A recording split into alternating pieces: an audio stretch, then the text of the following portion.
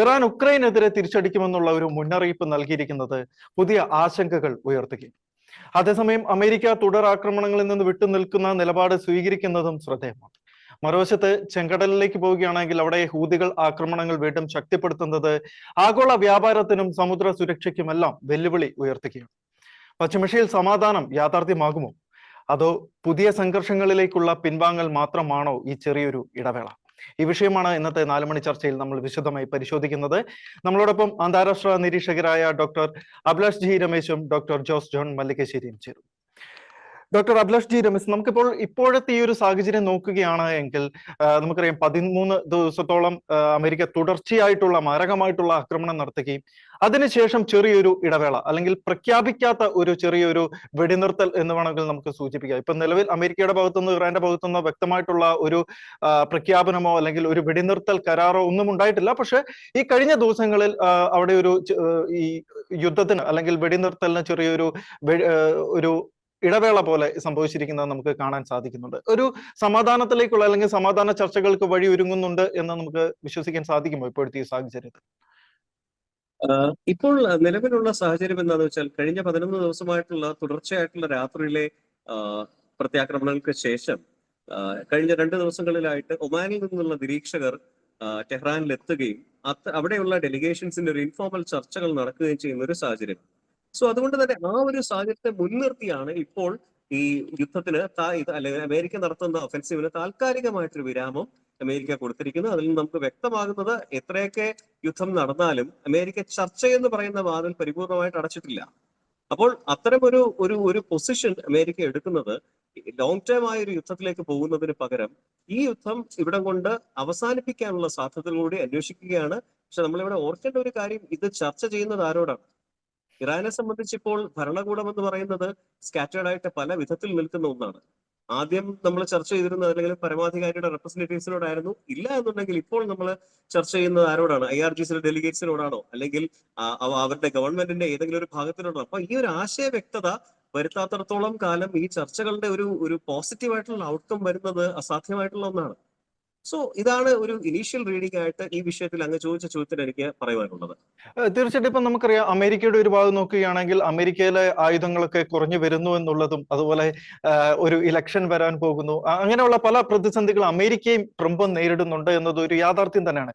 ഇപ്പോൾ ഈ നിലനിൽക്കുന്ന ഈ ഒരു ചെറിയൊരു ഇടവേള അല്ലെങ്കിൽ ഈ കഴിഞ്ഞ ദിവസങ്ങളിലൊന്നും ആക്രമിക്കാത്തതിന്റെ ഒരു കാരണം അങ്ങനെയുള്ള ഏതെങ്കിലും ഒരു പ്രതിസന്ധി ആകാനുള്ള സാധ്യതയും ഇല്ലേ? ശരി, ഇവിടെ 2 അഭിപ്രായങ്ങളുണ്ട്. ഒന്ന്, അമേരിക്ക പോലെ ഒരു ലോകശക്തിയുടെ കയ്യിൽ നിന്ന് ആയുധങ്ങളുടെ ഒരു സ്റ്റോക്ക് പൈൽ ഈ ഒരു രീതിയിലേക്ക് ഡിപ്ലീറ്റ് ചെയ്യുമെന്ന് പറയുമ്പോൾ അത് എവിടെയൊക്കെയോ അതിന്റെ ഒരു പോസിബിലിറ്റി നമുക്ക് അന്യമായിട്ട് തോന്നുന്നു. കാരണം എന്താണെന്ന് വെച്ച് കഴിഞ്ഞാൽ ആയുധങ്ങൾ നിർമ്മിക്കുന്നത് ഇന്റലിജൻസ് ഔട്ട്പുട്ടിന്റെ കൂടി പശ്ചാത്തലത്തിലാണ്. വരാൻ പോകുന്ന യുദ്ധങ്ങൾ അല്ലെങ്കിൽ സംഘർഷ മേഖലകൾ, അവിടങ്ങളിൽ പ്രൊട്ടക്ട് ചെയ്യേണ്ട ബാധ്യതയുള്ള സ്ഥലങ്ങൾ, ഇതൊക്കെ ചേർത്ത് വെച്ചുകൊണ്ടായിരിക്കില്ലേ ഒരു ഡിഫൻസ് എക്യുപ്മെന്റ് മെയിൻ്റനൻസ് അല്ലെങ്കിൽ ഒരു എക്യുപ്മെന്റ് ബജറ്റ് ഉണ്ടാവുക. സോ ആ ഒരു ചർച്ചയിലേക്കൊക്കെ വരുന്നത് അമേരിക്കൻ രാഷ്ട്രീയം കൂടി അവിടെ നമ്മൾ കണക്കിലെടുക്കേണ്ടതുണ്ട്. കാരണം അമേരിക്കയുടെ കയ്യിൽ ആയുധമില്ല, കുറയുന്നു എന്നൊക്കെ പറയുന്ന ഒരു രീതിയിലൊക്കെ ഒരു പ്രൊപ്പഗാൻഡ പുറത്തേക്ക് വരുന്നത് ഇലക്ഷൻ എന്ന് പറയുന്ന ആ വിഷയത്തിലേക്ക് രാഷ്ട്രീയമായിട്ടുള്ള ആയുധം പ്രയോഗിക്കുന്നതുകൊണ്ടാണെന്ന് പറയേണ്ടി വരുന്നു. കാരണം നമുക്ക് ഏതൊരു സാഹചര്യത്തിലും ഇപ്പൊ ഏത് ചെറിയ രാജ്യമായാൽ പോലും അവർ ഒരിക്കലും ഒരു ചെറിയ പ്ലാനിങ്ങിലായിരിക്കില്ല നിൽക്കുക. ലോങ് ടേം പ്ലാനിങ് ആയിരിക്കും എസെൻഷ്യൽ ഏരിയാസിലൊക്കെ തന്നെ. അപ്പോ യുദ്ധവുമായിട്ട് ബന്ധപ്പെട്ട് ഇപ്പൊ ലോക സൂപ്പർ പവർ എന്ന് പറയുന്ന ഒരേ ഒരു രാജ്യമായിട്ടുള്ള അമേരിക്ക അവരുടെ ആയുധങ്ങളെ പ്രൊക്യൂർ ചെയ്യുന്നതോ അല്ലെങ്കിൽ ആ മെറ്റീരിയൽസ് അസംബിൾ ചെയ്യുന്നതോ ഒക്കെ ആ സ്കെയിലിലായിരിക്കും. അപ്പോൾ അങ്ങനെ ഒരു കാര്യത്തിൽ അമേരിക്ക പുറകോട്ട് പോകും എന്ന് പറയുന്നത് എനിക്ക് എത്രത്തോളം അത് വിശ്വസിക്കാൻ കഴിയുന്നുള്ള ഒരു സംശയം തന്നെ നിൽക്കുകയാണ്. കാരണം ഇപ്പൊ പറയുന്നുണ്ട് പേട്രിയറ്റ് മിസൈൽസ് ഉണ്ട്, അല്ലെങ്കിൽ വലിയ ബാലിസ്റ്റിക് മിസൈൽസിന്റെ റേറ്റ് ഉണ്ട്. കാരണം ഇവര് ലോകത്തിന്റെ ആയുധ ഇൻവെന്ററി കൺട്രോൾ ചെയ്യുന്ന രാജ്യമാണ് അമേരിക്ക. ഇപ്പൊ താങ്കൾ തന്നെ പറഞ്ഞു, അതായത് ആ ഒരു ചർച്ച അല്ലെങ്കിൽ അത്തരം ആരോപണങ്ങളൊന്നും ഒരു വസ്തുതാപരമാകാൻ സാധ്യതയില്ല എന്ന് പറഞ്ഞു. നമുക്കറിയാം കഴിഞ്ഞ ആഴ്ച നടന്ന ഒരു സംഭവമാണ്. കഴിഞ്ഞ ആഴ്ച അമേരിക്കയുടെ ബോംബർ വിമാനങ്ങൾക്ക് ഇന്ധനം നിറയ്ക്കാനുള്ള ശേഷിയുള്ള ടാങ്കർ വിമാനങ്ങൾ ഇസ്രായേലിലേക്ക് വൻതോതിൽ എത്തിക്കുന്നു, അതുപോലെ പശ്ചിമേഷ്യയിലേക്ക് വൻതോതിൽ സൈനികരെയും ആയുധങ്ങളും ഒക്കെ എത്തിക്കുന്നു എന്നുള്ളൊരു വാർത്ത. അപ്പോൾ ഇതൊക്കെ എന്തോ ഒരു വലിയൊരു സംഭവം അല്ല എങ്കിൽ വലിയൊരു അറ്റാക്കിങ്ങിന് തൊട്ട് മുൻപിൽ നടക്കുന്ന ചെറിയൊരു ഇടവേളയായിട്ട് കണക്കാക്കേണ്ടി വരുമോ? താങ്കൾ സൂചിപ്പിച്ച പോലെ exactly that's A point. Exactly that's the point. Because ground swell ഉണ്ടാവുന്നത് എപ്പോഴാണ്? ഇപ്പോൾ ഇത് പുറത്തുനിന്ന് കൺട്രോൾ ചെയ്യുന്ന ഒരു സാഹചര്യത്തിൽ നിന്ന് ഏറ്റവും റിലയബിൾ ആയിട്ടുള്ള പാർട്ട്ണറിലേക്ക് ഈ പറയുന്ന യുദ്ധത്തിന്റെ men and material and money assemble ചെയ്തുകൊണ്ട് ഒരു ഒഫൻസീവിലേക്ക് പോവുകയാണെന്നുണ്ടെങ്കിൽ ഈ അനാവശ്യമായിട്ടുള്ള ദൂരം ഒഴിവാക്കാം, ഈ ഇത്രയധികം ദുർച്ചലവുകൾ ഒഴിവാക്കാം.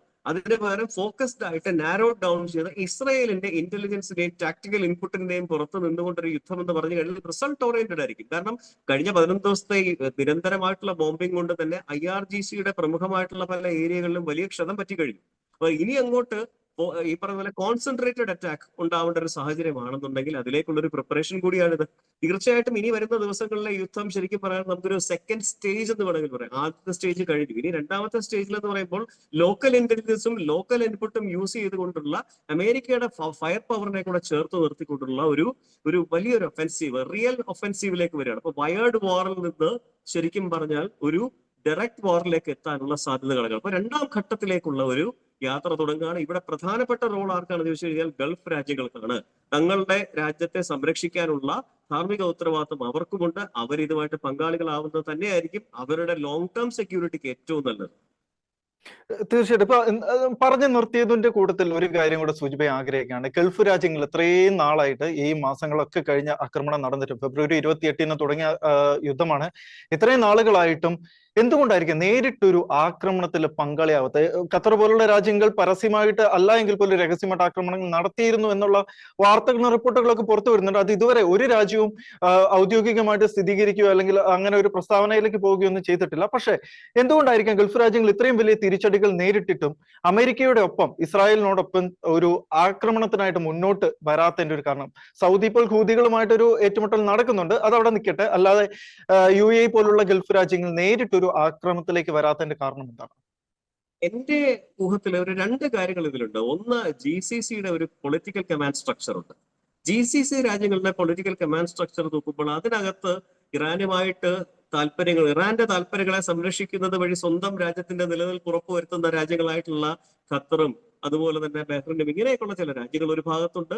മറ്റൊരു ഭാഗത്ത് GCC ഓൾറെഡി ഇപ്പൊ സൗദി ആണെങ്കിലും ഒരു വലിയ യുദ്ധത്തിൽ ഓൾറെഡി കഴിഞ്ഞ കുറേയേറെ വർഷങ്ങളായിട്ട് പങ്കെടുത്തുകൊണ്ടിരിക്കുകയാണ്. അപ്പൊ അവർക്ക് റിസോഴ്സിന്റെ പ്രോബ്ലംസ് ഉണ്ടാകുന്നുണ്ട്. അപ്പം അത് മാത്രമല്ല, ഈ രാജ്യങ്ങളൊന്നും തന്നെ നേരിട്ട് വലിയ യുദ്ധങ്ങളിൽ, അന്താരാഷ്ട്ര യുദ്ധങ്ങളിൽ നേരിട്ട് പങ്കാളികളായിട്ടുള്ളവർ. ഇവര് പലപ്പോഴും ലോജിസ്റ്റിക്സ് ഒക്കെ പ്രൊവൈഡ് ചെയ്തിട്ടുണ്ട്. പക്ഷേ ആക്ച്വൽ ബൂട്ട്സ് ഓൺ ഗ്രൗണ്ട് വെച്ചിട്ടുള്ള റിയൽ യുദ്ധത്തിന്റെ എക്സ്പീരിയൻസ് നിൽക്കുന്നത് ഇറാൻ, ഇറാഖ് തുടങ്ങിയിട്ടുള്ള രാജ്യങ്ങൾക്കൊക്കെയാണ്. അപ്പം ഈ പറയുന്ന ഒരു ഹെസിറ്റൻസി വരുന്ന, ഒരു പോളിസി ഹെസിറ്റൻസി അല്ലെങ്കിൽ ഒരു പോളിസിയിൽ ഉള്ള ഒരു ആശങ്ക കൂടി ഇവരുടെ ഈ പറയുന്ന സമീപനത്തിനകത്ത് കാണാൻ പറ്റും. പക്ഷേ ഇതുകൊണ്ടുള്ള പ്രശ്നം എന്താണെന്ന് വെച്ച് കഴിഞ്ഞാൽ, ഇത് ഇനിയും ഇങ്ങനെ തുടരുകയാണെന്നുണ്ടെങ്കിൽ ഇറാനെ സംബന്ധിച്ച് ഇത്തരം ഈ രാജ്യങ്ങളെ പ്രകോപിപ്പിച്ച് ഇവരുടെ അസറ്റ്സ് ഒക്കെ ആക്രമിച്ചുകൊണ്ടിരിക്കുന്നത് വഴി ഒരു പൊളിറ്റിക്കൽ മെസ്സേജിങ് അവർക്ക് കൊടുക്കാൻ കഴിയുന്നുണ്ട്. ഇപ്പൊ നമുക്ക് സൗദി അറാംകോയ്ക്ക് നേരെ നിരന്തരം ആക്രമണം നടന്നുകൊണ്ടിരിക്കുകയാണ്. അപ്പൊ ഇത് ഒരു പരിധി കഴിഞ്ഞു കഴിഞ്ഞാൽ എത്ര നാളിൽ നിന്ന് മാറി നിൽക്കാൻ സാധിക്കും? അതുകൂടി അവർ ആലോചിക്കേണ്ടത്. കാരണം ഗൾഫ് രാജ്യങ്ങളുടെ സാമ്പത്തിക നിലനിൽപ്പ് തകർച്ചയിലാവുകയാണെന്നുണ്ടെങ്കിൽ ലോകത്തിന്റെ സാമ്പത്തിക ക്രമത്തിന് വലിയ തകർച്ച ഉണ്ടാവും. അപ്പോൾ ഇങ്ങനെയുള്ള കാര്യങ്ങളോട് ആലോചിച്ചുകൊണ്ട് ഗൾഫ് രാജ്യങ്ങൾ പോളിസി റിവൈസ് ചെയ്യാനുള്ള സമയമായെന്ന് തന്നെയാണ് പറയുന്നത്. You have to trust America in order to support an attack rather than being a silent logistic partner. അപ്പൊ അത്തരത്തിലൊരു ട്രാൻസിഷനിലേക്ക് അവരെത്തേണ്ടത് അവരുടെ നിലനിൽപ്പിന്റെ വലിയ ഒരു ഭാഗം തന്നെയാണ്. അതിനകത്ത് വേറെ ഇന്റേണൽ പ്രഷേഴ്സോ അല്ലെങ്കിൽ മറ്റ് പങ്കാളി രാജ്യങ്ങളുടെ താല്പര്യങ്ങളൊക്കെ സംരക്ഷിക്കുന്നത് കാലത്തിനപ്പുറത്തേക്ക് റിയാലിറ്റി ഇടുന്നുണ്ട്. അടിയന്തര യാഥാർത്ഥ്യം എന്ന് പറയുന്ന ആ ഒരു ഭാഗത്തേക്ക് വന്നവർ ചിന്തിക്കേണ്ടതായിട്ടുണ്ട്. അതിലേക്കൊക്കെ വരുന്നത് തന്നെ നമുക്ക് പ്രതീക്ഷിക്കാം. തീർച്ചയായിട്ടും വളരെ വ്യക്തമാണ് കാര്യങ്ങൾ. ഡോക്ടർ ജോസ് ജോൺ മളിക്കശ്ശേരി, നമുക്കറിയാം ഇന്ന് ഇറാന്റെ ഭാഗത്തു നിന്ന്, ഇറാന്റെ വിദേശകാര്യ മന്ത്രി അബ്ബാസ് അറാക്ചിയുടെ ഭാഗത്തു നിന്ന് ഒരു പ്രസ്താവന വരികയുണ്ടായി. ഇറാന്റെ ഒരു കപ്പൽ അത് കരിങ്കടൽ ഭാഗത്തൊക്കെ വെച്ച് ഉക്രൈന്റെ ഒരു മിസൈൽ പതിക്കുകയും ഉക്രൈന്റെ ഭാഗത്തു നിന്നൊരു ആക്രമണം ഉണ്ടാവുകയും ചെയ്തിരുന്നു. അതിനെതിരെ ശക്തമായിട്ട് തിരിച്ചടി നൽകുമെന്നുള്ള ഒരു പ്രസ്താവന. അതിനെ നമുക്ക് എങ്ങനെ വിലയിരുത്താൻ സാധിക്കും? അവിടെ ഒരു പ്രശ്നം നിലനിൽക്കുന്നത്, ഉക്രൈൻ എന്ന് പറയുന്ന രാജ്യം അമേരിക്ക സഖ്യ രാജ്യങ്ങളൊക്കെ ആയിട്ട് ഉള്ള ഒരു ബന്ധം നിലനിൽക്കുന്ന രാജ്യമാണ്. അപ്പുറത്ത് റഷ്യ എന്ന് പറയുന്ന രാജ്യം ഇറാനുമായിട്ട് ബന്ധം നിലനിൽക്കുന്ന രാജ്യമാണ്. അപ്പോൾ ശരിക്കും ഈ ഒരു യുദ്ധം ഇറാൻ എന്തെങ്കിലും കാരണവശാൽ ഉക്രൈൻ ആക്രമിക്കുന്ന ഒരു സാഹചര്യം വന്നു കഴിഞ്ഞാൽ ഇത് ശരിക്കും മറ്റൊരു മേഖലയിലേക്ക് തിരിയാനുള്ള ഒരു സാധ്യത അവിടെ നിലനിൽക്കുന്നുണ്ട്. ഉക്രൈനെ ആക്രമിക്കുക എന്ന് പറഞ്ഞ കാര്യമൊന്നും സംഭവിക്കാൻ പോകുന്നില്ല. IRGC ഇങ്ങനെ കുറച്ചുകൊണ്ടിരിക്കും. അവർ കുറയ്ക്കുന്ന പട്ടിയാണ്, കടിക്കാനൊന്നും പോണില്ല. അപ്പോ അവരുടെയൊക്കെ അഭിലാഷ് പറഞ്ഞാൽ അതൊക്കെ ഏകദേശം കഴിഞ്ഞിട്ടുണ്ട്. സംഭവിച്ചെന്താണെന്ന് ചോദിച്ചാൽ ഇത് കാസ്പിയൻ സീയിലാണ്. കാസ്പിയൻ സീ എന്ന് പറയുമ്പോൾ റഷ്യയുടെ കിഴക്ക് വശത്തുള്ള കടലാണ്, ഉൾക്കടലാണ്. അതിന് പുറത്തേക്ക് പോകാൻ പറ്റില്ല. അപ്പൊ ഇറാൻ ആ കാസ്പിയൻ സീയുടെ സൗതേൺ സൈഡിലാണ്, റഷ്യ അതിന്റെ ഏകദേശം നോർത്തേൺ സൈഡിലേക്കാണ് വരുന്നത്. അതിന് ചുറ്റും തുർക്കമെനിസ്ഥാൻ എന്നൊക്കെ പറയുന്ന രാജ്യങ്ങളാണ് അതിന് ചുറ്റും ഇങ്ങനെ വരുന്ന രാജ്യങ്ങൾ. അപ്പൊ അത് മറ്റ് സമുദ്രങ്ങളുമായിട്ട് യാതൊരു ബന്ധവുമില്ലാത്ത ഒരു ഉൾക്കടലാണ് കാസ്പിയൻ സീ എന്ന് പറയുന്നത്. അപ്പൊ കാസ്പിയൻ സീയിലൂടെ റഷ്യക്കും ഇറാനും കൊടുക്കൽ വാങ്ങലുകൾ വളരെ ഈസിയാണ്. റഷ്യ ഈ അമേരിക്കൻ യുദ്ധത്തെ കാര്യമായി സഹായിച്ചിട്ടുണ്ട് എന്നുള്ളത് നിസ്തർക്കമായ സംഗതിയാണ്. ഇപ്പൊ അവർക്ക് ഉക്രൈനിൽ പണി കിട്ടിക്കൊണ്ടിരിക്കുന്നതുകൊണ്ടാണ് അവർക്ക് ഇറാനെ അധികം സഹായിക്കാത്തത്. ഇറാനെ റഷ്യ സഹായിക്കുന്നതിന് രണ്ട് കാരണങ്ങളുണ്ട്. ഒന്ന്, ഈ യുദ്ധം എത്ര നീണ്ടുപോകുന്നോ അത്രയും കാലം ഭയങ്കരമായിട്ട് ഓയിൽ വയ്ക്കാൻ പറ്റും. കാരണം പേർഷ്യൻ ഗൾഫ് അടഞ്ഞു കിടക്കുകയാണ്. പേർഷ്യൻ ഗൾഫിൽ നിന്ന് ഓയിൽ കിട്ടിയില്ല, പിന്നെ ഓയിലിന്റെ ഒന്നാമത്തെ സോഴ്സ് എന്ന് പറയുന്നത് റഷ്യയാണ്. റഷ്യ ഇത് ബാധിക്കില്ല, കാരണം റഷ്യക്ക് ഇപ്പുറത്ത് കരിങ്കടലുണ്ട്, ബ്ലാക്ക് സീ ഉണ്ട്. അപ്പൊ ബ്ലാക്ക് സീയിൽ നിന്ന് തുർക്കിയുടെ അവിടെയുള്ള കടലിടുക്കിലൂടെ അവർക്ക് മെഡിറ്ററേനിയൻ സീയിലേക്ക് കടന്ന് യൂറോപ്യൻ ഭാഗത്തേക്ക് ഇഷ്ടംപോലെ സംഗതി വിൽക്കാം. കൂടാതെ സുയസിലൂടെ കടന്ന് റെഡ് സീയിൽ വന്നിട്ട് ഇന്ത്യ പോലത്തെ രാജ്യങ്ങളിലേക്ക് അവർക്ക് വരാൻ പറ്റും. അപ്പൊ ലോകത്തിലെ മുഴുവൻ ഓയിൽ സപ്ലൈയും ഇപ്പൊ റഷ്യ കയ്യിൽ ഒതുക്കി വെച്ചിരിക്കുകയാണ്. അല്ലെങ്കിൽ റഷ്യക്ക് വലിയ രീതിയിൽ ഓയിൽ വിൽക്കാൻ സാധിക്കുന്നുണ്ട്. അപ്പൊ ഈ യുദ്ധം ഒരു ദിവസം നീണ്ടാൽ പോലും റഷ്യയെ സംബന്ധിച്ച് മില്യൺസ് ആണ് അവരുടെ പോക്കറ്റിൽ വീഴുന്നത്. അപ്പൊ ഈ യുദ്ധം നീളാന്നുള്ള അവരുടെ ആവശ്യം. അപ്പൊ ഈ പറയുന്ന റഷ്യ ഈ ഡ്രോണുകൾക്ക് വേണ്ടി ഇറാനെ ആശ്രയിക്കുന്നുണ്ട് എന്നുള്ളൊരു വസ്തുതയാണ്. ഇറാന്റെ ഡ്രോണുകളാണ് റഷ്യ ഉപയോഗിക്കുന്നത്. ഈ റഷ്യയിലേക്ക് ഡ്രോണുകളുമായി പോയ ഒരു ഷിപ്പാണ് തങ്ങൾ ആക്രമിച്ചത് എന്നാണ് ഉക്രൈൻ പറഞ്ഞത്. രണ്ട് കാര്യങ്ങൾ ഇതിൽ മനസ്സിലാക്കണം. ഒന്ന്, ഉക്രൈന്റെ ഇന്റലിജൻസ് സംവിധാനം എത്ര സ്ട്രോങ് ആണെന്ന് നോക്കണം. അവർ ഈ വലിയ യുദ്ധമൊക്കെ ചെയ്തുകൊണ്ടിരിക്കുന്ന രാജ്യമാണ്, മെലിഞ്ഞു തീരാതായിരിക്കണം. എങ്കിൽ പോലും അവരുടെ ഇന്റലിജൻസ് സംവിധാനം അത്രയും സൂപ്പറാണ്. അവർ ആക്രമിച്ചത് വളരെ ദൂരെ നിന്നാണ്. ഈ കാസ്പിയൻ സീ എന്ന് പറഞ്ഞാൽ അവരുടെ രാജ്യത്ത് നിന്ന് റഷ്യ ക്രോസ് ചെയ്ത് വരണം. റഷ്യ ക്രോസ് ചെയ്ത് വന്നാലേ അവർക്ക് കാസ്പിയൻ സീയിൽ എത്താൻ പറ്റുള്ളൂ. അപ്പൊ അത്രയും ഇപ്പുറത്തുള്ള സീയിലാണ് അവര് മിസൈൽ ഉപയോഗിച്ച് ഈ കപ്പലിനെ ആക്രമിച്ചിരിക്കുന്നത്. അപ്പൊ ഇറാൻ പിന്നെ ആസ് യൂഷ്വൽ അവര് എപ്പോഴും അങ്ങനെയാണല്ലോ, കുറെ ദിവസം ഓരോരോ സത്യപ്രതിജ്ഞ എടുക്കും. ഞാൻ അവനെ കൊല്ലും, ഇവനെ കൊല്ലും, മറ്റവനെ കൊല്ലും എന്ന് പറഞ്ഞാൽ പ്രതിജ്ഞ ചെയ്തു ഇറാൻ എന്നതിന് അപ്പുറത്തേക്ക് വേറെ ആ പ്രതിജ്ഞയ്ക്ക് വാല്യൂ ഒന്നും കൂട്ടണ്ട. പക്ഷെ ഉക്രൈൻ അക്കാര്യത്തിൽ ചില പ്രസ്താവന നടത്തി. ഞങ്ങളുടെ എല്ലാ രേഖകളും ഉണ്ട്. ഈ GCC രാജ്യങ്ങളില് അമേരിക്കയെ ആക്രമിക്കുന്നത് റഷ്യയുടെ ഇന്റലിജൻസ് സംവിധാനങ്ങൾ ഉപയോഗിച്ചാണ്. റഷ്യയാണ് കൃത്യമായിട്ടും അമേരിക്കയുടെ അവിടുത്തെ സ്പോട്ടുകളൊക്കെ കൃത്യമായിട്ട് ഇവർക്ക് കാണിച്ചു കൊടുക്കുന്നതും ഇവരുടെ മിസൈലുകളെ ഗൈഡ് ചെയ്യുന്നതും റഷ്യയാണ്. അതിന്റെ തെളിവ് തങ്ങളുടെ ഉണ്ട് എന്ന് സെലൻസ്കി ഇതിനോടനുബന്ധിച്ച് പ്രഖ്യാപിക്കുകയുണ്ടായി. അപ്പൊ തിരിച്ചാക്രമിക്കും എന്ന് പറഞ്ഞതിന് പുള്ളി ഉത്തരം പറഞ്ഞിട്ടില്ല, കാരണം അത് പുള്ളി മൊബൈലിലേക്ക് എടുത്തിട്ടില്ല. പുള്ളി പറഞ്ഞ ഇത്രേ ഉള്ളൂ, ഇത് റഷ്യ ഉക്രൈനെ ആക്രമിക്കാൻ വേണ്ടി റഷ്യക്ക് നിങ്ങൾ കൊടുത്തുവിട്ട ആയുധമാണ്, അങ്ങനെ ആര് കൊടുത്തുവിട്ടാലും ഞങ്ങൾ ആക്രമിക്കും എന്നാണ് അദ്ദേഹം പറഞ്ഞത്.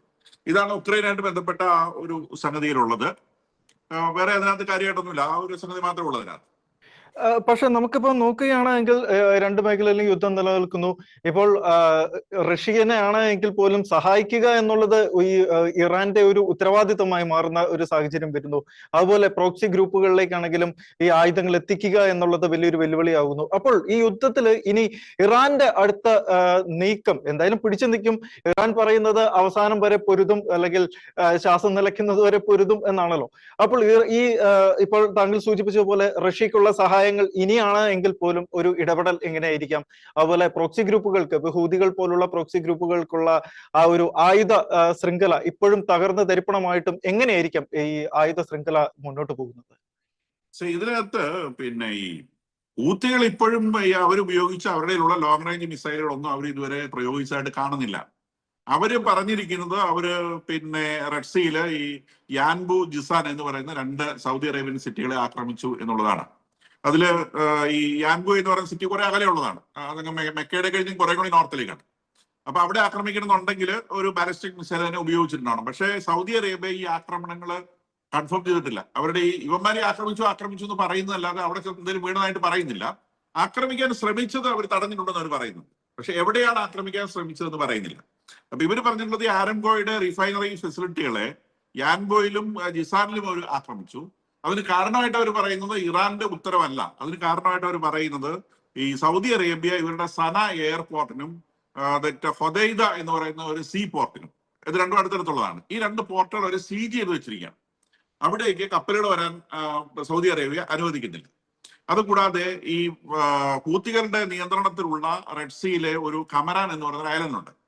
ഈ ഐലൻഡിലും ആക്രമണം നടത്തി എന്നുള്ളതാണ് ഹൂതികൾ പറയുന്നത്. ഇത് സൗദി അറേബ്യ കൺഫേം ചെയ്തിട്ടുള്ള കാര്യമാണ്. ഈ സ്ഥലങ്ങളിൽ ആക്രമിച്ചിട്ടുണ്ട്. ഈ ആക്രമിക്കാനുള്ള കാരണം അവിടെയുള്ള റഡാർ സിസ്റ്റങ്ങളും അവിടെയുള്ള റെക്കഗ്നൈസൻസ് ഫെസിലിറ്റി ഉപയോഗിച്ചാണ് ഇവർ ഈ കടലിലൂടെ പോകുന്ന സ്ത്രീകളെ സ്പോട്ട് ചെയ്യുന്നത്. അങ്ങനെ കടലിലൂടെ പോകുന്ന കപ്പലുകളെ സ്പോട്ട് ചെയ്യുന്നത്. അങ്ങനെ കടലിലൂടെ പോകുന്ന കപ്പലുകളെ സ്പോട്ട് ചെയ്യുന്ന ഇവരുടെ റെക്കഗ്നൈസൻസ് സംവിധാനങ്ങളാണ് താങ്കൾ ആക്രമിച്ച് തകർത്തതെന്നും അതുകൊണ്ട് ഇവർക്ക് കടലിലൂടെ പോകുന്ന കപ്പലുകളെ ഇനി ഇഫക്റ്റീവായിട്ട് ആക്രമിക്കാൻ സാധിക്കുകയില്ല എന്നുമാണ് ഈ സൗദി അറേബ്യ ഇതിന് മറുപടിയായിട്ട് പറഞ്ഞിട്ടുള്ളത്. ഈ സീജ് എന്ന് പറയുന്നത് സൗദി അറേബ്യക്ക് ഈ പറയുന്ന ബാബേൽ മൻഡേബ് എന്ന് പറയുന്നതാണ് ആ കടലെടുക്കുക. റെഡ് സീയിൽ നിന്ന് സീ ഓഫ് ഏദൻ എന്ന് പറയുന്ന സ്ഥലം, അത് അറേബ്യൻ സീയിൽ നിന്ന് ഒമാനോട് ചേർന്ന് കിടക്കുന്ന കടലിന്റെ പേര് സീ ഓഫ് ഏദൻ എന്നാണ്. സീ ഓഫ് ഏഡനിൽ നിന്ന് റെഡ് സീയിലേക്ക് കിടക്കുന്ന ആ ചെറിയ ബോട്ടിലിനെക്കൊണ്ട്, ആ ബോട്ടിലിനെക്കിന്റെ പേരാണ് ബാബേൽ മൻഡേബ് എന്ന് പറയുന്നത്. ബാബേൽ മൻഡേബിന് റിയലി അപ്രോക്സിമേറ്റ്ലി ഒരു 30 കിലോമീറ്റർ വീതിയുള്ളൂ. വളരെ വീതി കുറവാണ്. അതായത് ഹോർമോസിനേക്കാൾ വീതി കുറവാണ്. ഈ ബാബേൽ മൻഡേബിന്റെ ഒത്ത നടുക്ക് ഒരു കുഞ്ഞ ഐലൻഡ് ഉണ്ട്. ആ ഐലൻഡിന്റെ പേര് പെരിം എന്നാണ്. ഈ പെരിം ഐലൻഡ് ഇസ്ലാമിക് ഫോഴ്സുകളുടെ കയ്യിലാണ്. ഇസ്ലാമിക് ഫോഴ്സുകൾ എന്ന് പറയുമ്പോൾ സൗദി അറേബ്യ തന്നെ അതിനകത്ത് പ്രധാനമായിട്ട്, പിന്നെ ഈ യമനിലെ ഒഫീഷ്യൽ സേനയുമുണ്ട്, അവരുടെ കയ്യിലാണ്. അപ്പൊ അവർക്ക് അവിടെ ഇരുന്നുകൊണ്ട് ആ ബാബേൽ മൻഡേബ് എന്ന് പറയുന്ന ആ കടലെടുക്കുക അത് കൃത്യമായിട്ട് അവർക്ക് കൺട്രോൾ ചെയ്യാൻ പറ്റും. ഹൂതിക്ക് അതിന് ഒന്നും ചെയ്യാനൊന്നും പറ്റില്ല. അവരെ കൊണ്ടാകെ ചെയ്യാൻ പറ്റുന്നത് അവരുടെ നിയന്ത്രണത്തിലുള്ള യമനിൽ ഇരുന്നുകൊണ്ട് ആ അങ്ങോട്ട് പോകുന്ന കപ്പലുകളുടെ മേലെ അവർക്ക് മിസൈൽ അയക്കാൻ പറ്റും. ഈ ഒരു കാര്യം മാത്രമേ അവർക്ക് ചെയ്യാൻ പറ്റുള്ളൂ. പക്ഷെ വേറൊരു കാര്യം, പക്ഷെ എന്റെ ചോദ്യം ഞാൻ ഒന്നുകൂടി ഒന്ന് ക്ലിയർ ആക്കാം. അതായത് ഇറാൻ ആണല്ലോ ഇവർക്ക്, ഈ ഇറാൻ ആണല്ലോ ഈ ഹമാസ്, ഹൂതികള്, ഹിസ്ബുള്ള പോലുള്ള പ്രോക്സി ഗ്രൂപ്പുകൾക്ക് എല്ലാവിധ സപ്പോർട്ടും അല്ലെങ്കിൽ പിന്തുണയും നൽകി ആയുധങ്ങളും പണവും എത്തിച്ച് എല്ലാവിധ പരിശീലനവും നൽകി അവിടെ ഇങ്ങനെ പരിപോഷിച്ച് നിർത്തിയിരിക്കുന്നത് ഇറാനാണ്. അപ്പോൾ ഇപ്പോൾ ഇറാൻ ഇവിടെ ഒരു യുദ്ധത്തിലായിരിക്കുന്ന സമയത്ത് ഇത്തരം തകർന്ന തരിപ്പണമാകുന്ന ഈ ഒരു സാഹചര്യത്തിൽ ഇറാൻ അതെങ്ങനെ വീണ്ടും മുന്നോട്ട് കൊണ്ടുപോകുന്നു? അതായത് ഈ ഇറാന്റെ ഒരു പിന്തുണ ഇപ്പോഴും ലഭിക്കുന്നുണ്ട് എന്നതിന് ഒരു ഉദാഹരണമാണല്ലോ ഇപ്പോഴും ഈ പ്രോക്സി ഗ്രൂപ്പുകളുടെ ഒരു ആക്രമണം നടക്കുന്നു എന്നുള്ളത്. അല്ലാതെ ഇറാന്റെ പിന്തുണ അവർക്ക് കാര്യമായിട്ട് കിട്ടുന്നില്ല എന്നുള്ളതിന്റെ ലക്ഷണമാണ് അവർക്ക് കാര്യമായിട്ട് ആക്രമിക്കാൻ പറ്റുന്നില്ല എന്നുള്ളത്. അതുകൊണ്ടല്ല ഹമാസ് പറഞ്ഞു ഞങ്ങൾ പണി നിർത്തി എന്ന് പറഞ്ഞല്ലോ. ഹമാസ് പറഞ്ഞല്ലോ ഞങ്ങൾ പണി നിർത്തി. അപ്പൊ ഹമാസ് ഇസ്രായേലിനെ അടി വാങ്ങിച്ചു കിട്ടുന്നുണ്ട്. ഇസ്രായേലിനകത്ത് കയറി ഓരോന്നിനായിട്ട് പിടിച്ച് കൊല്ലുന്നുണ്ട്. ഇതൊന്നും കാര്യമായിട്ട് പത്രവാർത്തകൾ വരുന്നില്ല. ഹൂതികളെ കൊണ്ട് കാര്യമായിട്ടൊന്നും ചെയ്യാൻ പറ്റില്ല. കാരണം ഞാൻ ഈ പറഞ്ഞില്ല, ഇവർക്ക് ഈ ബാബേൽ മൻഡേബ് എന്ന് പറയുന്ന ആ കടലെടുക്ക് കൃത്യമായിട്ടും സൗദി അറേബ്യയുടെ നിയന്ത്രണത്തിലാണ്. അതിനെക്കൂടെ ഒരു കപ്പലും കൊണ്ട് കടന്നു വരുന്നില്ല. ഹൂതികൾക്കൊന്നും കിട്ടുന്നില്ല, സപ്ലൈ ഒന്നും കിട്ടുന്നില്ല. അപ്പൊ അവരുടെ പണ്ടങ്ങാണ്ട് അവർ സൂക്ഷിച്ചു വെച്ചാലും മിസൈലുകൾ എടുത്ത് ഇവർ കുറേശ്ശെ അയച്ചുകൊണ്ടിരിക്കുകയാണ്. ഇതുകൊണ്ടാണ് പഴയ ശൗര്യം ഒന്നും ഹൂതിക്കില്ല. ഡയലോഗ് മാത്രമേ ഉള്ളൂ. IR ബിസിനസ് സ്ഥിതി അത് തന്നെയാണ്. ഇന്നലെ ഒരു കപ്പൽ മൈൻ ചെയ്തു എന്ന് അവർ പറയുന്നു. സ്ഥിരീകരിച്ചിട്ടില്ല. പക്ഷെ അത് പിന്നെ മറ്റേ ഇന്റർനാഷണൽ മാരിടൈം ഏജൻസി സ്ഥിരീകരിച്ചിട്ടില്ല. അതുപോലെ തന്നെ മിനിഞ്ഞാന്ന് പറഞ്ഞ ഒരു തകർത്തു എന്ന് പറയുന്നുണ്ട്, അതും സ്ഥിരീകരിച്ചിട്ടില്ല. അപ്പൊ ഇവര് സ്ഥിരം പറയുന്നത് നമ്മുടെ ഇവിടെ ബന്ദിനൊക്കെ നടത്തുന്ന അതേ ടെക്നിക്ക്. ഞങ്ങൾ അവിടെ 110 ബസ് എറിഞ്ഞു വിളിച്ചു പറഞ്ഞാൽ പിന്നെ റോഡിലേക്ക് ഇറങ്ങില്ലല്ലോ. അപ്പൊ ആരും ഈ ഇതിലൂടെ കടന്നു പോകാതിരിക്കാൻ വേണ്ടി യുവമാർ ഇങ്ങനെ റെട്ടറിക്ക് നടത്തിക്കൊണ്ടിരിക്കുകയാണ്. അത് ഹൂതികളും അത് തന്നെ നടത്തിക്കൊണ്ടിരിക്കുന്നത്. അപ്പൊ US ഇപ്പൊ നേരത്തെ പറഞ്ഞു, പിന്നെ എന്താണ് US എന്തുകൊണ്ട് നിർത്തി? അതിനകത്ത് ഒരു പ്രധാനപ്പെട്ട സാധ്യതയുള്ളത് നാളെ നെതന്യാഹു US-ലെത്താണ്. അതൊരു നേരത്തെ പറയാത്ത ഒരു വിസിറ്റാണത്. പെട്ടെന്നാണ് അത് അനൗൺസ് ചെയ്യപ്പെട്ടത്. അപ്പൊ അമേരിക്ക ഈ ഇറാനിലുള്ള ആക്രമണം നിർത്തുകയും നെതന്യാഹു വളരെ പെട്ടെന്ന് US-ലേക്ക് പോവുകയും അമേരിക്ക ഇസ്രായേലിലും ജോർദാനിലും വലിയ സന്നാഹങ്ങൾ സ്വരുക്കൂട്ടുകയും ചെയ്തത് എന്തിനു വേണ്ടിയായിരുന്നു? ഈ 13 ദിവസം അമേരിക്ക ഇറാനകത്ത് എന്താ ചെയ്തുകൊണ്ടിരുന്നത്? അത് കൃത്യമായിട്ട് ഇത്തരം കാര്യങ്ങളെക്കുറിച്ച് ആർക്കും ധാരണയില്ല. അമേരിക്ക 13 ദിവസം ബോംബ് ചെയ്തിട്ടുണ്ട്. അപ്പൊ അവര് പറഞ്ഞു ഞങ്ങൾ അത് ചെയ്തെന്നൊക്കെ കുറച്ചേ പറഞ്ഞിട്ടുള്ളൂ. ഇതിനകത്ത് എന്താ അവർ ചെയ്തുകൊണ്ടിരുന്നത്? അവര് ചെറിയ ലക്ഷ്യങ്ങൾക്ക് വേണ്ടി ചില കാര്യങ്ങൾ അവർ ചെയ്തു വെച്ചായിരിക്കാനാണ് സാധ്യത. അപ്പം ഒരു നല്ല അടി പുറകെ വരുന്നുണ്ടെന്ന് വേണം വിചാരിക്കാൻ. നമുക്കൊരു കരയുദ്ധം പ്രതീക്ഷിക്കാവോ? ഇല്ല, US ഭടന്മാർ ഒരിക്കലും പിന്നെ ഇറാനിൽ ഇറങ്ങിയിട്ട് ഒരു യുദ്ധത്തിന് അവർ നിൽക്കില്ല. കാരണം US-ന്റെ ചോര വീഴാൻ US സമ്മതിക്കില്ല. മാത്രമല്ല മറ്റൊരു പേപ്പട്ടിയാണ് പുറത്തെ ആൾക്കാരാണ്. അത് ഞാൻ പറഞ്ഞല്ലോ ആദ്യം മുതൽ ഈ 2 പ്രശ്നങ്ങളുണ്ട്. ഒന്ന് ഈ സൂയിസൈഡൽ ടീമാണ്. മറ്റവർക്ക് ജീവന് മൂല്യമുണ്ട്, ഇവന്റെ ജീവന് മൂല്യമില്ല. കാരണം ഇവന് മേലെ പോയി കഴിഞ്ഞാൽ കിട്ടാൻ ഇതിന്റെ മേലെ അവന്റെ പ്രതീക്ഷ. ബാക്കിയുള്ളവരും ഭൂമിയിലാണ് ജീവിക്കേണ്ടത്. അപ്പൊ അതുകൊണ്ട് ജീവൻ വെച്ചുള്ള കളിക്ക് അവർ നിൽക്കാനുള്ള സാധ്യത വളരെ കുറവാണ്. മാത്രമല്ല ഇറാനിൽ ടെറൈനും അങ്ങനെ തന്നെയാണ്. അത് വളരെ അൺഫ്രണ്ട്ലി ആയിട്ടുള്ള ടെറൈനാണ്. അവിടെ പോയിട്ട് അങ്ങനെ യുദ്ധം ചെയ്യാൻ എളുപ്പമുള്ള പരിപാടിയല്ല. അപ്പൊ ആ പരിപാടിക്ക് നിൽക്കാനുള്ള സാധ്യത കുറവാണ്. അവര് ഈ ആകാശത്തുള്ള പണികളെ ചെയ്യുള്ളൂ. അപ്പൊ അവർക്കുള്ള ഒരു വലിയ ലിമിറ്റേഷൻസ് ഉണ്ട്. ഒന്ന്, അവിടുത്തെ ആളുകൾക്ക് പരിക്ക് പറ്റാതെ നോക്കണം. ഇറാനിലെ സാധാരണക്കാരനെ കൊല്ലാതെ നോക്കണം. 2, ഇവന്റെ ഓരോ കുഞ്ഞു ഡ്രോണിനും ഇവരോരോ പാട്രിയോട്ട് മിസൈലാണ് ചെലവാക്കുന്നത്. അവിടെയാണ് ഈ ഡിപ്ലീഷന്റെ കാര്യമൊക്കെ പറയുന്നത്. ഇതിനകത്ത് പ്രധാനമായിട്ട് CNN ഒക്കെ റിപ്പോർട്ട് ചെയ്തത് കഴിഞ്ഞ ദിവസം ജോർദാനില് അമേരിക്കയുടെ ബേസിൽ ഒരു മിസൈൽ വീണിരുന്നു. അപ്പൊ ആ മിസൈൽ വീഴാനുള്ള കാരണം ഒരു പാട്രിയോട്ട് മിസൈൽ ഉപയോഗിക്കുന്നതിൽ പിശുക്ക് കാണിച്ചു എന്ന് പറഞ്ഞ നമ്പർ പറഞ്ഞപ്പോൾ. സാധാരണ ഇതിൽ ഒരു മിസൈലിന് നേരെ 3 പാട്രിയോട്ട് ഒക്കെയാണ് ഉപയോഗിക്കുന്നത്. ഇവനൊരു മിസൈൽ ഉണ്ടാക്കാൻ ചെലവ് 1 ലക്ഷമാണ്, ഒരു പാട്രിയോട്ടിന്റെ വില 1 കോടിക്ക് വില പോകും. ഇതൊക്കെ ഡോളറിലാണ്. അപ്പൊ ഈ സംഗതി ഒരു കുഞ്ഞ് ഒരു ലക്ഷത്തിന്റെ സാധനത്തിനെ കൊല്ലാൻ വേണ്ടി 1 കോടിയുടെ 3 ഉപയോഗിക്കേണ്ടി വരും. അപ്പൊ അമേരിക്കയുടെ കയ്യിൽ അവരുടെ കൺവെൻഷണൽ വാർ, ഇന്നത്തെ ലെവലിലേക്ക് എത്തിയിട്ടുള്ള വാറിന് ഉപയോഗിക്കാനുള്ള വെപ്പൺസ് ആണ് അമേരിക്ക കണ്ടുവച്ചിട്ടുള്ളത്. യുവമാര് തോണിയിലും മത്സ്യബന്ധന ബോട്ടിലും വന്നിട്ട് യുദ്ധം ചെയ്യുന്ന ടീമാണ്. അപ്പൊ അവർക്കിട്ട് ഇവർ പ്രയോഗിച്ചുകൊണ്ടിരിക്കുന്നത് അവർക്ക് വേണ്ടതിന്റെ എത്രയോ വില കൂടിയ സാധനങ്ങളാണ് ഇവർ ഉപയോഗിക്കുന്നത്. അപ്പൊ അത്തരം സാധനങ്ങളിൽ ഒരു ലിമിറ്റേഷൻ വന്നു എന്നാണ് ന്യൂയോർക്ക് ടൈംസും CNN ഒക്കെ റിപ്പോർട്ട് ചെയ്തത്. അതായത് അമേരിക്കയെ സംബന്ധിച്ച് റഷ്യ, ചൈന വലിയ വലിയ ശത്രുക്കളുണ്ട്. അതുകൊണ്ട് തന്നെ അവരുടെ ആയുധ പുരയില് ഈ പാട്രിയോട്ട് മിസൈലുകൾക്കൊക്കെ ഒരു ലിമിറ്റ് ഉണ്ട്. അതിൽ കൂടുതൽ എടുക്കാൻ പറ്റില്ല. അതവിടെ വെച്ചിരിക്കണം. കാരണം ഒരു വലിയ ശത്രു വന്നു കഴിഞ്ഞാൽ നേരിടാനുള്ള പ്രിപ്പറേഷൻ എപ്പോഴും രാജ്യത്തുണ്ടായിരിക്കണം. തീർച്ചയായും. അപ്പൊ അതിന്റെ ഒരു ലെവലിൽ നിന്ന് ഇത് താഴാൻ തുടങ്ങുമ്പോൾ അത് റീഫിൽ ചെയ്യാനുള്ള സമയം എടുത്തതെന്നാണ് ഈ പറഞ്ഞ പത്രങ്ങൾ റിപ്പോർട്ട് ചെയ്തത്. പക്ഷെ ട്രംപ് പറഞ്ഞു അല്ല, അങ്ങനെയല്ല കാര്യം എന്ന് പറഞ്ഞു. പിന്നെയുള്ള പോസിബിലിറ്റീസ് ആണ് ഈ നേരത്തെ നമ്മൾ പറഞ്ഞ സംഗതികൾ. ഒരുപക്ഷെ ചർച്ചയ്ക്ക് വേണ്ടി ആയിരിക്കാം, അല്ലെങ്കിൽ ഒരു വലിയ ആക്രമണത്തിന് വേണ്ടിയായിരിക്കാം എന്നൊക്കെയുള്ള സാധ്യതകളെ കുറിച്ച് പിന്നീട്, ഇതെല്ലാം സാധ്യതകളാണ്. ആർക്കും ഇതിനെക്കുറിച്ച് യാതൊരു ധാരണയില്ല, എന്ത് സംഭവിക്കാൻ പോകുന്നുള്ള ധാരണയില്ല. ഹൂത്തികളുടെ സമയം ഇവർക്ക് ആർക്ക് വേണമെങ്കിലും ഒരു ഡിസ്റ്റർബൻസ് ഉണ്ടാക്കാൻ പറ്റും. നമ്മുടെ നാട്ടിൽ ബന്ദ് നടത്തുന്നത് നമ്മൾ കണ്ടിട്ടില്ലേ? എത്ര പേരാ ബന്ദ് നടത്തുന്നത്? ബന്ദ് നടത്താൻ വളരെ കുറച്ച് പേർ റോഡിലിറങ്ങിയാൽ മതി, ബന്ദ് നടക്കും. ഇതേ കാര്യമാണ് ഈ ഇറാനും ഇവരും ഒക്കെ ചെയ്യുന്നത്. ഞങ്ങൾ മിസൈൽ അയക്കുന്ന പറഞ്ഞാൽ ഈ പോകുന്ന കപ്പലൊക്കെ എത്ര കോടി വിലയുള്ള സാധനമാണ്. ഇവന്റെ മിസൈലിനെ റിസ്ക് ചെയ്തുകൊണ്ട് അതിലെ കപ്പൽ ഓടിക്കാൻ ആര് തയ്യാറാവും? ഈ പറഞ്ഞ സമയം കൊണ്ട് തന്നെ ഇൻഷുറൻസ് കമ്പനികളെല്ലാം ഇതിന്റെ ഇൻഷുറൻസ് ഭയങ്കരമായിട്ട് വർദ്ധിപ്പിക്കും. അപ്പൊ ഈ അപകടം റിസ്ക് ചെയ്തുകൊണ്ട് ആളുകൾ അതിൽ സഞ്ചരിക്കുകയില്ല എന്നുള്ളതാണ് ഇവരുടെ വിജയത്തിന്റെ അടിസ്ഥാന കാരണം. എല്ലാവരും കൂടി ഇറങ്ങിയ കാര്യം നടക്കും, പക്ഷെ ആരും ഈ റിസ്ക് ഏറ്റെടുക്കാൻ തയ്യാറാവില്ല. ഇത് കുറച്ചുകൂടി നീണ്ടുപോകുന്നുള്ള ഉറപ്പാണ്. പക്ഷെ അത് തീർന്നു പോകും. എവിടെ അവസാനം തോന്നിയ IRGC അവസാനത്തെ ആളെ എന്ന് ചാവുന്നോ അന്ന് ഈ പ്രശ്നം തീരും. അത്രയും പറയാൻ പറ്റും. Doctor Abhilash T. രമേശ്, നമുക്ക് മറ്റൊരു കാര്യം നോക്കുകയാണെങ്കിൽ എന്തായാലും യുദ്ധം ഇപ്പോൾ രണ്ടു ഭാഗത്തുനിന്നും ഇതൊരു ഗംഭീരമാണെങ്കിൽ പോലും രണ്ടു ഭാഗത്തുനിന്നും അങ്ങോട്ടും ഇങ്ങോട്ടും ആക്രമണം ഉണ്ടാകാനുള്ള ഒരു സാധ്യത ഇപ്പോഴും നിലനിൽക്കുന്നുണ്ട്. ഇപ്പോൾ നെതന്യാഹുമായിട്ടുള്ള ചർച്ചയ്ക്ക് ശേഷം ഒരുപക്ഷെ അമേരിക്കയും ഇസ്രായേലും ചേർന്ന് വലിയൊരു ആക്രമണമായിരിക്കാം അഴിച്ചുവിടാനിരിക്കുന്നത്. ഇറാൻ ആണെങ്കിൽ പോലും ഹോർമുസ് വെച്ച് വലിയൊരു ചൂതാട്ടം കളിക്കാനുള്ള, അല്ലെങ്കിൽ ചെങ്കടൽ വെച്ച് വലിയൊരു ചൂതാട്ടം കളിക്കാനുള്ള സാധ്യതയുണ്ട്. ഇപ്പോൾ ജോസാർ പറഞ്ഞതുപോലെ ഒരു സാധ്യത നിലനിൽക്കുന്നുണ്ട്. അപ്പോൾ അങ്ങനെ വരികയാണെങ്കിൽ, യുദ്ധം ഇനിയും ഒരു 2-3 മാസങ്ങൾ കൂടി നീളുകയാണെങ്കിൽ, കഴിഞ്ഞ തവണ നമുക്കറിയാം ഹോർമുസ് മാത്രം അടച്ചപ്പോൾ നമ്മുടെ നാട്ടിൽ പോലും ഉണ്ടായ പ്രതിസന്ധി നമുക്കറിയാവുന്നതാണ്.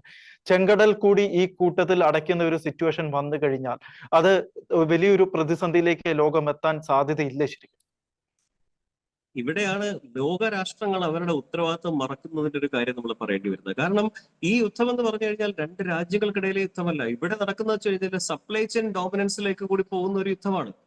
അതുകൊണ്ട് തന്നെ യൂറോപ്യൻ യൂണിയൻ ആവട്ടെ, അതുപോലെ തന്നെ മറ്റ് പ്രധാനപ്പെട്ട രാജ്യങ്ങളാവട്ടെ, ഇവരൊക്കെ ആക്റ്റീവായിട്ട് ഈ ഒരു വിഷയത്തിൽ ഇടപെടേണ്ട സമയമായിരിക്കുകയാണ്. കാരണം അമേരിക്കയെ സംബന്ധിച്ച് ഇത് അമേരിക്കയുടെ യുദ്ധം മാത്രമല്ല. അങ്ങനെ അമേരിക്കയുടെ യുദ്ധമായിരുന്നെങ്കിൽ അവിടെ മാത്രമാണ് കോൺസിക്വൻസ് ഉണ്ടാവേണ്ടിയിരുന്നത്. ഇപ്പം നമ്മുടെ അടുക്കളകളിലോ നമ്മുടെ രാജ്യങ്ങളിലോ ഒക്കെ തന്നെ ഇപ്പോഴും നമ്മൾ ഒരു പരിധിവരെ പിടിച്ചു നിൽക്കുന്നുണ്ട്. പക്ഷെ കൺസിസ്റ്റന്റ് ആയിട്ട് ഈ യുദ്ധം തുടരുകയും ഈ പറഞ്ഞ പോലെ യൂറോപ്യൻ സൈഡിലേക്കൊക്കെ പോവുകയാണെന്നുണ്ടെങ്കിൽ there is no other way. എല്ലാവരും ഇറങ്ങേണ്ട ഒരു സാഹചര്യം വരും. കാരണം IRGC പോലൊരു റോഗ് എലമെന്റ് അവര് ലോക സമ്പദ്ഘടനയുടെ സപ്ലൈ ചെയിൻ മൂവ്മെന്റും അതിന്റെ ഒരു ഡെലിക്കസിയും ഒക്കെ അതിന്റെ സ്റ്റെബിലിറ്റി ഒക്കെ നിശ്ചയിക്കുന്ന രീതിയിലേക്ക് ഒരു ഫോഴ്സ് ആയിട്ട് നിൽക്കുക എന്ന് പറഞ്ഞു കഴിഞ്ഞാൽ അത് ഗ്ലോബൽ ഇന്റർനാഷണൽ കമ്മിറ്റ്മെന്റ്സിന് പോലും വിരുദ്ധമായിട്ടുള്ള കാര്യമാണ്. കാരണം ഒരു ക്വാസി അതോറിറ്റിയുടെ കയ്യിൽ ഇത്രയും വലിയ ഒരു ഫിനാൻഷ്യൽ ഡോമിനൻസിനുള്ള ഒരു പവർ ഇപ്പൊ കൊടുത്തിരിക്കുകയാണ്. നോയിങ്ലി ഓർ അൺനോയിങ്ലി ആ ഒരു സിറ്റുവേഷൻ ആണ്. അതിനെ മറക്കുക എന്നുള്ളത് ഇപ്പൊ അമേരിക്ക മാത്രമല്ല, എല്ലാവരും ചെയ്യണം. ഇപ്പൊ യൂറോപ്യൻ യൂണിയനൊക്കെ ഇപ്പൊ ചെയ്യുന്ന എന്താണ്? ഏറ്റവും ക്രിട്ടിക്കലായ ഒരു ഘട്ടം വന്ന സമയത്ത് അമേരിക്കയെ കൈയൊഴിയുന്നൊരു നയം എടുക്കുകയാണ്. ഈ രീതിയിലുള്ള നയങ്ങളൊക്കെ മാറേണ്ട കാലമായിരിക്കുന്നു. ഇത് ബ്രിട്ടൻ, ഇപ്പൊ നമുക്കറിയാം ബ്രിട്ടന്റെ ഒരു തെരഞ്ഞെടുപ്പിന് ശേഷം, അല്ലെങ്കിൽ അത് അവിടുത്തെ പ്രധാനമന്ത്രി രാജിവെച്ചതിന് ശേഷം, പുതിയ പ്രധാനമന്ത്രി സ്ഥാനമേറ്റതിന് ശേഷം ഇപ്പോൾ ഇറാനുമായിട്ടുള്ള സംഘർഷത്തിൽ അമേരിക്കയ്ക്ക് ബേസുകൾ വിട്ടു നൽകും, അല്ലെങ്കിൽ അമേരിക്കയോട് ചേർന്ന് നിൽക്കുമെന്നുള്ള പ്രസ്താവനയൊക്കെ പുറത്തു വന്നിരുന്നു. അപ്പോൾ ആ ഭാഗത്തു നിന്ന് ഇപ്പോൾ മറ്റ് രാജ്യങ്ങളായിട്ട്, ഇപ്പോൾ ഉക്രൈന്റെ വിഷയമാണ് എങ്കിൽ പോലും ഒരു പ്രശ്നം വന്നു കഴിഞ്ഞാൽ നാറ്റോ രാജ്യങ്ങൾ കൂടെ നിൽക്കാനൊരു സാധ്യത. ഇപ്പോൾ സൗദി ആണെങ്കിൽ പോലും നേരിട്ട് ഇറാനെ ആക്രമിക്കുന്നില്ല എങ്കിൽ പോലും പ്രോക്സി ഗ്രൂപ്പിനെ ആക്രമിക്കുന്ന രീതിയിലേക്ക് കാര്യങ്ങൾ എത്തുന്നു. അപ്പോൾ ശരിക്കും മറ്റു രാജ്യങ്ങൾ പടിപടിയായിട്ട് ചേരുന്നുണ്ട് എന്ന് നമുക്ക് വിലയിരുത്താൻ സാധിക്കുമോ ഈ യുദ്ധത്തിൽ?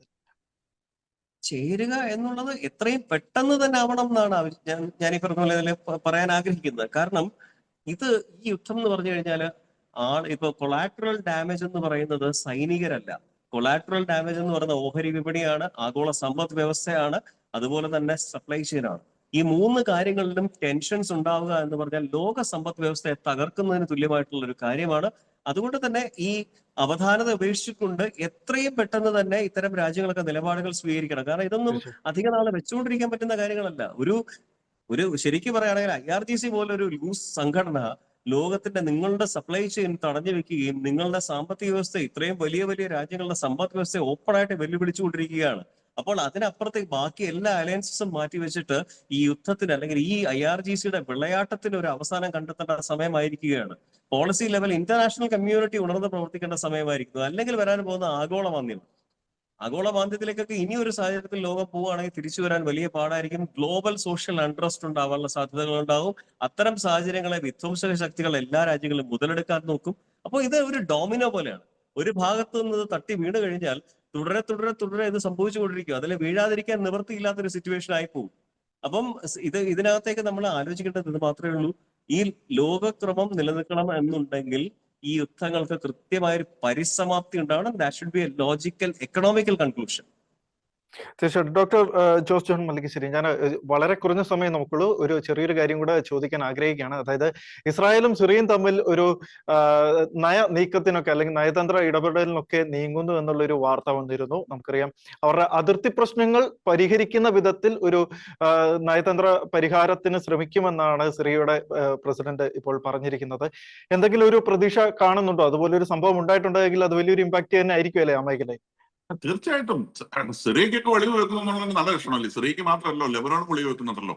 ഇസ്രായേലിന് ചുറ്റുമുള്ള രാജ്യങ്ങളൊക്കെ ഇതിനകത്തെല്ലാം ഈ പാരസൈറ്റ് പോലെ ഈ IRGCയുടെ ഈ കൈകൾ കടന്നുകൂടി, ഇസ്ലാമിക തീവ്രവാദം കടന്നുകൂടിയിട്ട് ആ പ്രദേശത്തുള്ള രാജ്യങ്ങളെ മുഴുവൻ ക്യാൻസർ പോലെ നശിപ്പിച്ചുകൊണ്ടിരിക്കുകയാണ്. അത് GCC രാജ്യങ്ങൾ പോലും അതിനകത്ത് മുക്തമല്ല. ഈ പറയുന്ന ഖത്തറിനകത്തൊക്കെ ഈ എലമെന്റ്സ് ഉണ്ട്. ഈ എലമെന്റ്സ് അതാത് രാജ്യങ്ങൾ ഇവർ എവിടെയൊക്കെ കയറിയിട്ടുണ്ടോ അവിടെ എല്ലായിടത്തും ഇത് ക്യാൻസർ പോലെ അവരുടെ ആ മെയിൻ ബോഡിയിൽ തുരന്നു കയറി നശിപ്പിച്ചുകൊണ്ടിരിക്കുകയാണ്. പാകിസ്ഥാനിൽ ഈ പ്രശ്നമുണ്ട്, അഫ്ഗാനിസ്ഥാനിൽ ഈ പ്രശ്നമുണ്ട്. ഈ ഇസ്ലാമിക തീവ്രവാദത്തിന് ആരൊക്കെ വളമിട്ട് കൊടുത്തിട്ടുണ്ടോ ആ വളമിട്ട് കൊടുത്ത മുഴുവൻ രാജ്യങ്ങളിലും അത് തിരിച്ച് ആ രാജ്യത്തിന്റെ ചോര ഊറ്റി കുടിച്ചുകൊണ്ട് ഒരു പാരസൈറ്റ് ആയിട്ട് അവിടെ ജീവിക്കുന്നു. അപ്പൊ സിറിയക്കകത്തതുണ്ട്, ലെബനോണിനകത്തതുണ്ട്. അപ്പൊ എങ്ങനെയെങ്കിലും ഈ പറയുന്ന ഇസ്ലാമിക തീവ്രവാദത്തെ അതാത് രാജ്യങ്ങളിൽ അവസാനിപ്പിക്കാതെ ആ രാജ്യങ്ങൾക്ക് ഒരിക്കലും വളരാൻ കഴിയില്ല. ഇതൊക്കെ ഭയങ്കര റിസോഴ്സ്ഫുൾ ആയിട്ടുള്ള രാജ്യങ്ങളാണെന്ന് നമുക്ക്. സിറിയ എന്ന് പറയുന്ന ചില്ലറ രാജ്യമാണോ? ചരിത്രത്തില് ഇറാന്റെ പേർഷ്യയുടെ ഒപ്പം നിൽക്കുന്ന രാജ്യമാണത്. അതുപോലെ നാച്ചുറൽ റിസോഴ്സുകളുടെ രാജ്യമാണ്.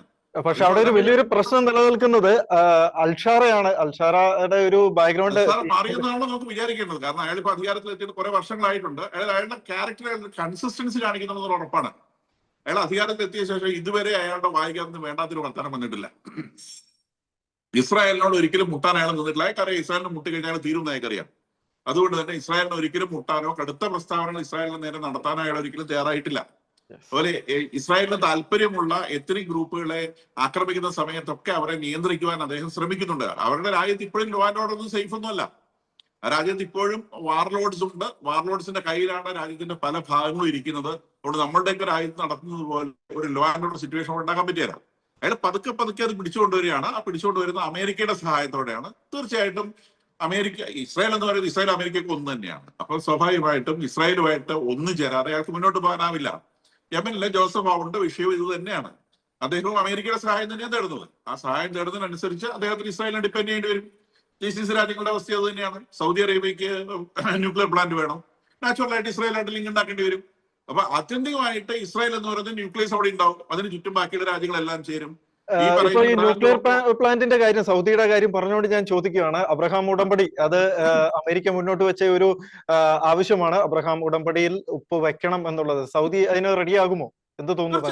തീർച്ചയായിട്ടും സൗദിയെ സംബന്ധിച്ച് ന്യൂക്ലിയർ ഫേസ് അത് ആത്യന്തികമായിട്ട് ന്യൂക്ലിയർ ഇതിലേക്ക് എത്തും. ന്യൂക്ലിയർ ബോംബിലേക്ക് തന്നെ എത്തുവാണ്. അവരെ സംബന്ധിച്ച് ഇറാന്റെ ഉണ്ടെങ്കിൽ ഞങ്ങളുടെയിലും വേണം. ഇറാന്റെ ഞങ്ങൾക്ക് വേണ്ട. അപ്പൊ അതിനുള്ള തുടക്കം അവരുണ്ടാക്കി വെക്കുന്നു. അവരെ സംബന്ധിച്ച് ആവശ്യമാണ്. അത് അവരുടെ ജീവൻ മരണ പ്രശ്നമാണ്. അതൊക്കെ ഒരു ഭാഗത്ത് നിൽക്കും. ജീവിക്കണ്ടേ? തലയിൽ കൊണ്ട് ബോംബിട്ട് കഴിഞ്ഞാൽ പണി തീരൂല്ലേ? അപ്പൊ അമേരിക്ക കണ്ടീഷൻ വെക്കുകയാണ് അബ്രഹാം അക്കോർഡിൽ ഒപ്പിടണം. അപ്പൊ അതിന് ഇല്ലാന്ന് ഇതുവരെ അവർ പറഞ്ഞിട്ടില്ല. എത്ര ദിവസമായി? ഒരാഴ്ചയല്ലേ? ഇല്ലാന്ന് പറഞ്ഞിട്ടില്ല.